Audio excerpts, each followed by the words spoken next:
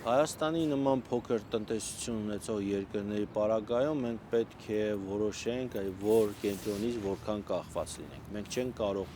մի կենտրոնից կախված լինենք, քանի որ դրանով էլ ավելի մեր վիճակը խոցելի կդարձնենք։ Հայաստանի տնտեսական արդյունավետությունը, հետաքրքրությունը նաև նրանում է կանում, որ ինքը ունի լավ կապեր բոլոր կենտրոնների հետ, եւ ԵՄ-ի հետ, ԵԱՏՄ-ի հետ։ Հայաստանը 2014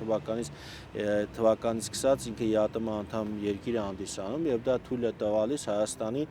ԵԱՏՄ շուկան օգտագործել այլ երկրներ դուրս գալու համար, ինչպես նաև դառնալ կամուր, օրինակ ԵՄ-ի, ԱՄՆ-ի եւ այլ երկրների հետ։ Դրա վառ ապացույցը 2022 թվականից սկսած այսպես ռուս-ուկրաինական հակամարտություններ, որի ընթացքում Ռուսաստանի տնտեսությունը հայտնվեց պատժամիջոցների տակ եւ Հայաստանը դարձավ տնտեսական պատժամիջոցները շրջանցելու այսպես երկիր կամուր, ինչպես ռուսական կողմից, այնպես է եվրոպական կողմից։ Օրինակ Ռուսաստանը Հայաստանի տարածքով վերաարտահանում եւ վերաարտահանում է հիմա ավելի քիչ քանակության ոսկի, ադամանտ եւ այլ ապրանքներ, եւ նաեւ Հայաստանի միջոցով ինքը ստանում էր անհրաժեշտ սարքավորումներ, տեխնիկա,